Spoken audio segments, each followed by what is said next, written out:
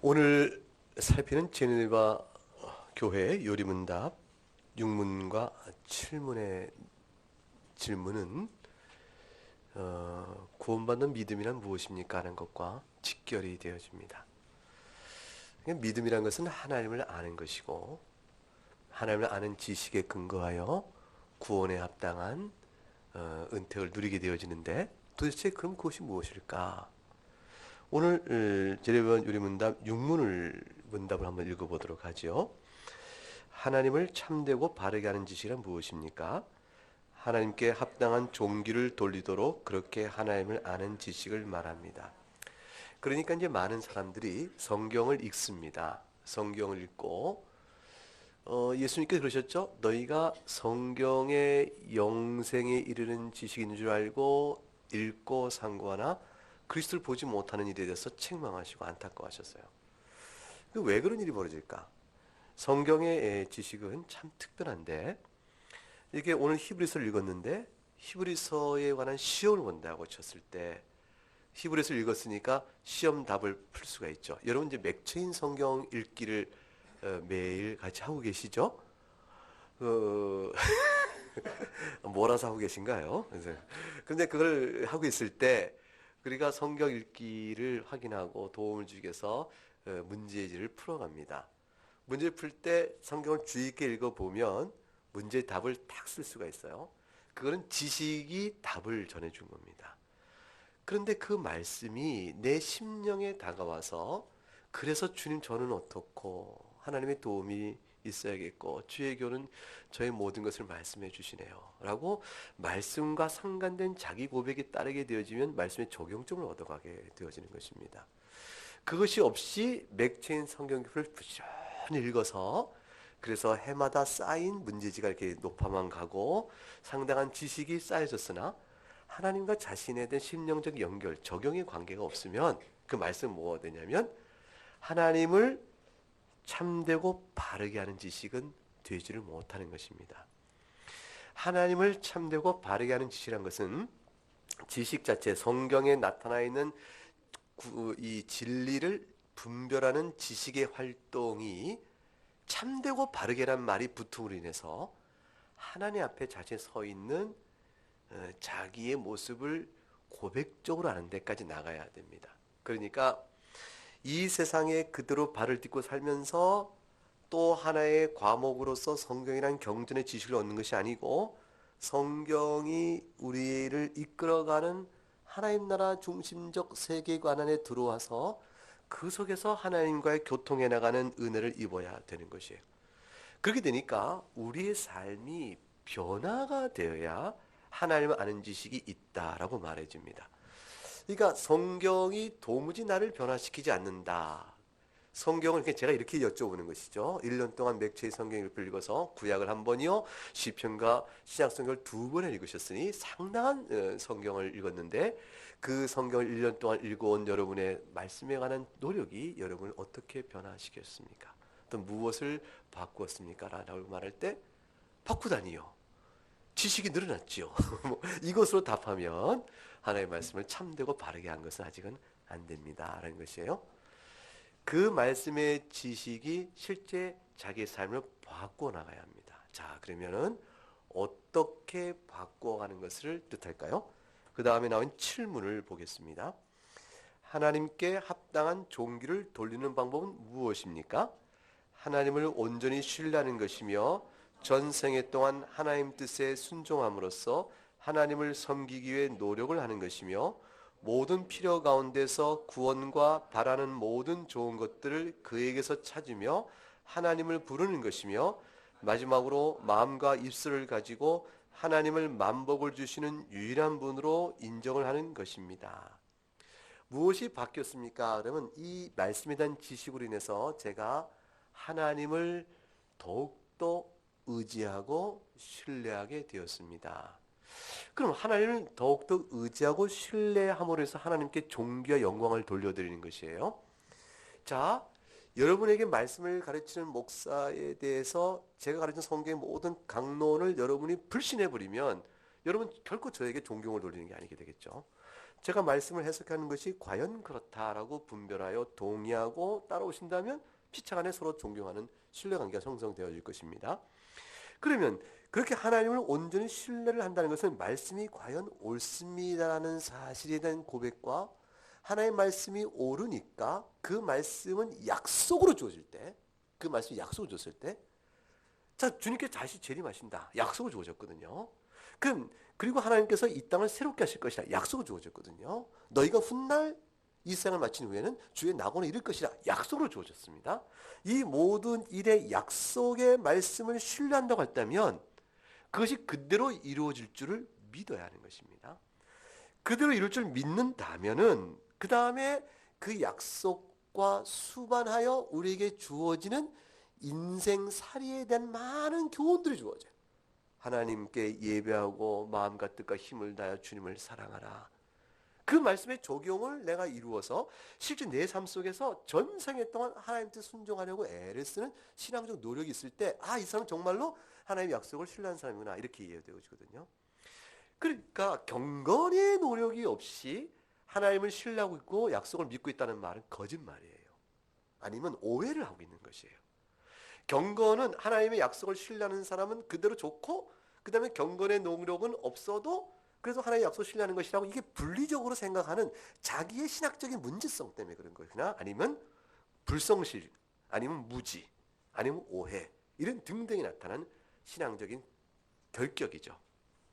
이런 것들이 많이 나타나면 굉장히 노력하는 종교 생활에도 불구하고 경건은 없고, 경건이 없는 만큼 약속을 신뢰하지 않는 사람이요 하나님 앞에 인정받는 믿음을 가지지 못하게 되어집니다.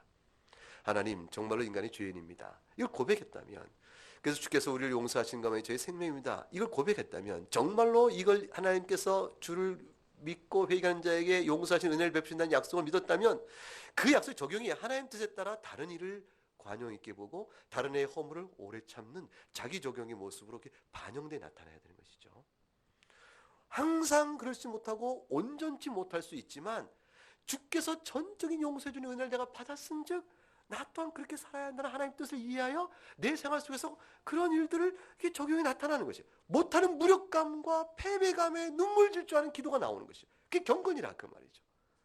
이런 것이 없으면 그저 자만과 교만과 자기 의 속에 똘똘 뭉쳐 있음에도 불구하고 하나님 앞에서 용서받은 죄인이라고 말하는 이중성이 벌어지니까 신앙 인격에 이게 분리가 생겨서 성령님 안에 주신 따뜻함과 위로를 모르는 것이에요. 하나님 위로 앞에 살아가는 신앙적 신뢰를, 너 하나님 정말 믿고 의지하자, 이걸 보기가 어려워지는 것이죠.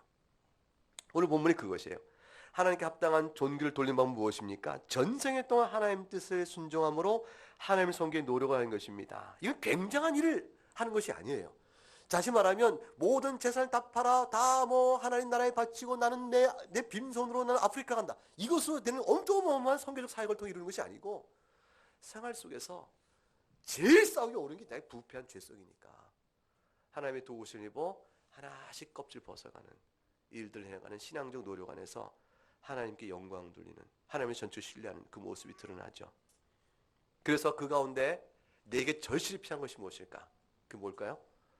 성령님의 따뜻한 신실한 도우심이구나, 자비에 대한 깊은 감격이구나, 은혜에 대한 각성이구나, 주님 도와주세요. 그러면 우리가 그렇게 살아갈 때 가장 필요한 구원과 동시에 필요한 좋은 것을 주님이 우리에게 주십니다. 그러니까 당연히 기도를 하게 되죠. 기도하지 않고 이 능력을 어떻게 받아요? 여러분, 성경을 읽는 것과 성경의 지식이 내게 적용되어지는 단계 속에 꼭 필요한 것은 기도예요. 하나님, 말씀은 이러한데 이 말씀이 저를 비추어 어떻습니까? 라고 기도하기 시작하면 기도 속에서 하나님께서 내 안에서 이렇게 이해의 폭과 적용의 폭을 열어주기 시작합니다. 그리고 적용해야 될 대상과 관계도 떠오르게 해주세요. 그러면 실천해 나가는 능력을 주 앞에 구하게 되어지는 것이죠. 그러면 기회를 만나고 기회를 구하고 만나고 기회를 만나게 되지면 그렇게 순종해 나갈 때 문제 하나하나를 극복해가는 경험을 하게 되죠. 인간관계는 다 그렇게 해서 풀어집니다. 인간관계의 어려움을 말씀과 기도의 적용으로 어떻게 그렇게 나가지 않으면 어떻게 풀어요? 이런 것이에요. 교회 생활 자체가 그런 것이죠. 여러분 삶의 모든 자리 속에 다 그렇습니다. 그것이 가정이건 직장이건 사회생활이건 어떤 교회 생활이건 똑같은 문제가 드러나죠. 그때 하나님을 신뢰하는 모습을 드러납니다. 주일날 내가 교회를 나옵니다. 염려가 있어요. 이 시간에 하나님께 교회 나오는 내가 그 일을 내가 개인적으로 써야 될 것 같은 염려가 있는데 주님께 맡기고 옵니다. 능력도 주 앞에 구하는 것이죠. 전적으로 그렇게 살아가요. 그래서 그 모든 일 속에 하나님, 내가 찬양할 때 입술 뿐 아니라 내 행동과 삶을 통해 주님께 영광을 돌린다는 고백이 가능해지는 것이죠. 자, 생각해 보세요. 히브리서 11장 본문을 읽었습니다. 11장에 나와 있는 사람들이 정말 그렇게 살았을까? 하나님을 참되고 바르게 하는 지식, 다시 말하면 하나님께 자기 삶을 바꾸어 합당한 종기를 드리는 순종, 그 순종, 예컨대 하나님 약속을 신뢰하고 자기를 바꾸어 의지에 살아가는 것, 그 도움을 구하는 것, 정말 그렇게 살았을까? 이 모든 것을 한번 살펴보자는 거죠. 히브리서 11장. 그러면 11장은 구원받는 믿음이 무엇을 말하고 그 믿음을 살아가는 경건한 사람들의 믿음의 본질이 무엇인가를 설명해 줍니다. 11장 1절과 2절에 믿음은 바라는 것들의 실상에 보지 못한 증거니 선지자들이 이로써 증거를 얻었다고 그랬어요. 바라는 것들의 실상이요 보지 못한 증거라는 것은 뭐냐면 누가 봐도 아는 것이 아니라는 거예요. 누가 봐도 확실한 것이 아니라는 것입니다. 믿음이라는 것은. 누가 봐도 저 보세요. 여기 1 더하기 1은 2 아니냐. 사과 하나 둘 몇 개 두 개 이렇게 안 식으로 아는 게 아닙니다. 믿음은 누가 봐도 의심할 수 있다는 얘기예요. 뒤집어 얘기하면. 보지 못한 것이니까. 그걸 어떻게 믿어? 이렇게 되는 것을 믿는 게 믿음이에요. 하나님이 계셔? 응. 어떻게 믿어? 봐라. 뭘로 증거할래? 예수 믿는 사람이 다 잘 되니? 이 세상에 하나님 계시다면 의롭고 능력 있는 분이 어찌하여 악인들을 번성케 하는 일을 그냥 놔두시지? 이치가 안 맞잖아. 이 이치에 딱딱 맞으면 하나님 계시다고 생각하면 바라는 것, 보는 것을 믿는 사람입니다. 그런데 그럼에도 불구하고 약속된 말씀을 위해서 반드시 저분도 심판받아. 이야, 이 세상에서 받지 않은 심판을 죽어서 받는다고 어떻게 믿어? 죽은 다음에 뭐가 있는데? 봤어? 산자가 있어 죽었다가? 없잖아. 증거가 없는데 어떻게 믿어? 뭐라고 그러죠? 보이지 않는 것들 증거라고 되어 있어요. 전부 다 신앙은 약속된 말씀 믿는 겁니다. 창세기부터 계시록까지 전부 과거의 일도 우리에게는 뭐죠? 말씀 자체 외에는 아무런 증거가 없어요. 자, 그래서 세상이 창조되었느냐 아니면 진화되었느냐 많은 학자들이 노력을 합니다. 창조론을 얘기하고 진화를 얘기합니다. 진화론자는 하나님을 존재와 그걸 믿지 않는 거죠. 아니면 하나님을 믿는다 하더라도 진화 방식으로 했다는 식으로 얘기 주장을 해요. 나도 설명해 나갑니다. 그러나 이 싸움이 왜 여전히 벌어지죠? 성경 그대로 믿는 사람은 창조이지 진화가 아니라고 얘기할 것이에요. 우리는 그렇게 믿는 사람들입니다. 그런데 이 싸움이 왜 단박에 승부가 안 날까요? 그날에 가면 분명히 알 텐데 지금 승부 안 나는 까닭은 보이지 않는 증거들을 갖고 신앙을 결정하기 때문입니다. 그래서 진화를 믿는 사람은 그게 자기 신앙인 것이에요. 그 사람들은 보는 것 갖고 따지겠다는 것이죠. 우리는 창조, 기록된 성경 말씀을 통해서 태초에 하나님이 천지를 창조하셨느니라. 이 선언 앞에서 그렇구나. 그리고 그것을 믿을 만한 여러 가지 정황적인 상황을 봅니다. 사람이 그냥 만들어졌겠냐?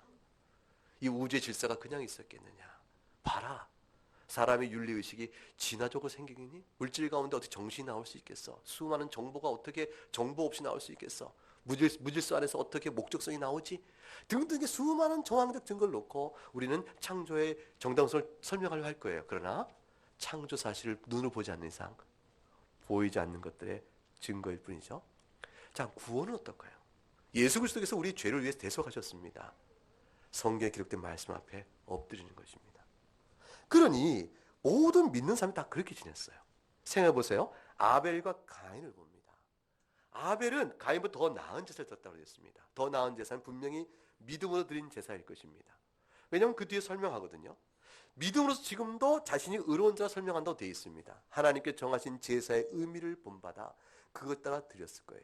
그러면 그 제사의 의미가 무엇인지는 아담에게 하와에게서 배웠겠죠. 하나님께 마땅히 예배해야 될 이유, 살아계심과 그 앞에 대한 그 모든 제사의 의미를 배웠을 거예요. 그것이 희생제사적 의미, 대리속죄의 의미가 담겨 있는지 아닌지는 우리는 기록이 없어 모르지만 적어도 제사를 드려야 마땅한 신앙적 도리를 믿음으로 깨달았다. 그렇게 되어 있습니다.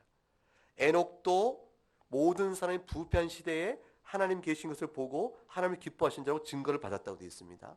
어떻게 세상 사람과 같이 살지 않았을까요? 노아는 더 기가 막히잖아요. 노아 또한 온 세상이 다 부패와 타락했을 때 딱 한 가지 불가능한 일을 놓고 하나님의 말씀에 순종한 사람이었어요. 하나님께서 그날 말씀하신 그 일이 이룰 것이라.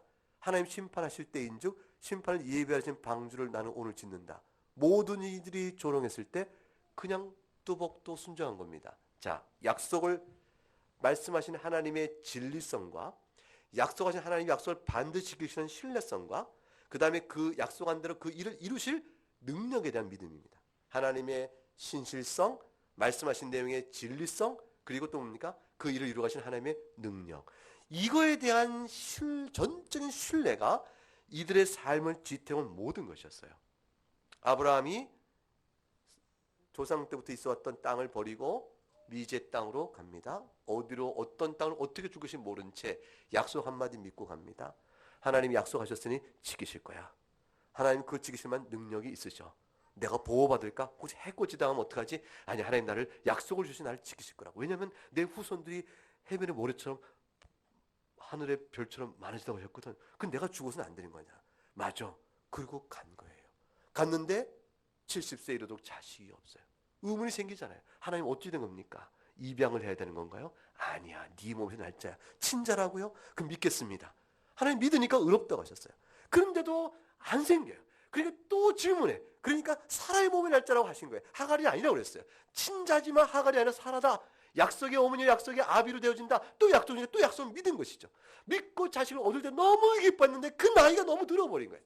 100세가 돼서 이삭을 얻었지만 그러나 이 자식 하나 놓고 100세 얻은 자식 놓고 해변가에 모래처럼 많은 후손을 기다려야 되는 것이죠. 또 약속이죠. 그러나 의지하는 겁니다. 하나님이 약속하셨으니 하실 것이고 하실 만한 능력이 있을 거야. 근데 이삭을 제물로 바치라고요. 죽이라고요?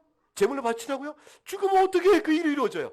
그러나 믿는 거예요. 하나님의 약속을 믿고 또 능력을 믿은 것이죠. 그 죽이자. 이삭을 제물로 바치려 하자 주께서 예비하신 양으로 그를 살리고 약속의 자녀를 통한 수많은 믿음의 후손, 우리를 포함한 그 약속을 실현해 나가십니다. 아브라함 그렇게 살았습니다. 이삭도 그렇게 살았어요.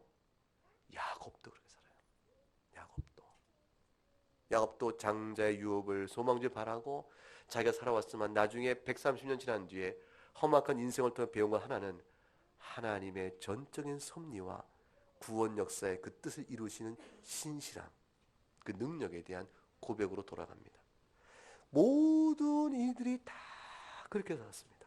모세 또한 그렇게 산 것이고 어느 누가 그렇지 않은 자가 있는가 생각해 보세요. 선지자들 볼까요? 선지자들은 마찬가지죠. 오늘 성경에 보게 되면 자기가 조롱과 책질과 결박과 옥에 갇힌 시련을 받고 돌로 치는 것, 톱으로 켜는 것과 시험과 칼로 죽임을 당하더라도 궁핍과 환난과 학대를 받아도 세상이 감당치 못했나니. 왜냐하면 하나님의 약속과 능력의 실현을 굳게 믿었기 때문에 보이지 않는 것 붙들고 있는 사람을 어떻게 보는 것 같고 위협하고 흔들 수 있겠습니까? 그렇게 살아왔다. 그래서 오늘 읽었던 본문 중에 하나는 본향입니다. 본향은 눈에 안 보이죠. 돌아갈 본향은 눈에 안 보입니다. 그러나 그거 하나를 바라고 그들이 살았다.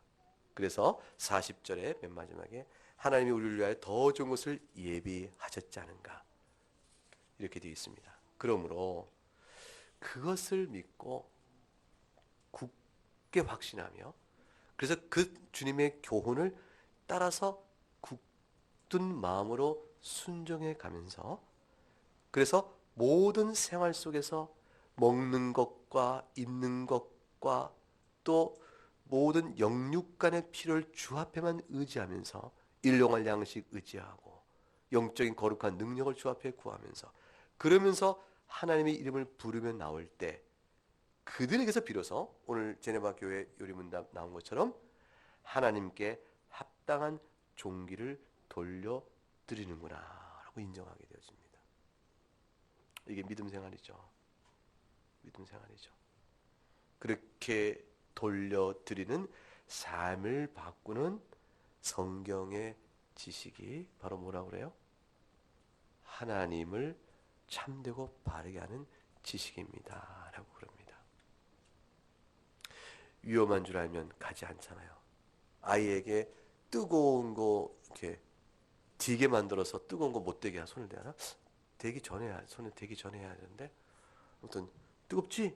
이렇게 해가지고 위협해서 가르치나요? 아무튼 이렇게 가르칩니다. 경험적 지식을 통해서 가르치려고 말을 애를 씁니다. 신앙은 사실은 약속에 대한 신뢰입니다. 여러분이 예수 그리스도를 믿고 있는 것도 전적인 약속의 신뢰입니다. 여러분 다시 오실 주님을 바라보잖아요. 그리고 알잖아요. 우리의 인생이 마치면 낙원을 품으실 건 알잖아요. 약속엔 전적인 신뢰로 우리 삶을 바꿀 때 하나님을 참되고 바르게 합니다. 되어 있습니다. 자, 그러면 외식하는 자 또는 일시적 신앙에 불과한 자, 단순한 지식만 갖고 있는 신앙인과 참되게 하나님을 바르게 아는 사람은 구별이 어떻게 들었는지 알겠죠? 경건에 대한 진실한 중심에서부터 주 앞에 엎드려지는 믿음의 삶. 그건 끊임없는 말씀 앞에 자기의 반성, 그리고 신뢰로 인한 하나님 위로 앞에 감사. 참된 즐거움과 위로와 기쁨을 어디서 누리는가? 송이꿀보다 단 하나님의 말씀입니다. 라는 곳에서 정령코 그의 위로를 누리는가? 거기서 알 수가 있는 겁니다. 신자들은 역사 속에서 항상 외롭고 힘들었습니다. 그리고 어려운 자도 참 많았습니다. 그러나 만복의 근원이신 주님이 오직 나의 아버지시다. 그래서 하나님은 만복을 주신 유일한 분인 줄을 인정하는 것. 거기서 참된 지식이 있다 했으니 여러분의 신앙의 인내 수고도 그곳에서 기쁨을 누릴 수가 있을 것입니다. 복의 근원은 주님이시고 오늘 여기 앉아있는 여러분의 시간과 헌신도 그와 같은 일 가운데 나타난 은혜의 나타남입니다. 제네바 교리 분담은 바로 이 사실을 어린아이에게 전하고 우리에게도 전해줍니다. 박종혁 씨, 잘 알아들었습니까? 쉽게 해야 한다고 생각했는데 또 이렇게 했습니다. 주님의 약속을 꼭 믿고 의지하는 우리가 되어야 할 것이라 생각합니다. 기도하겠습니다.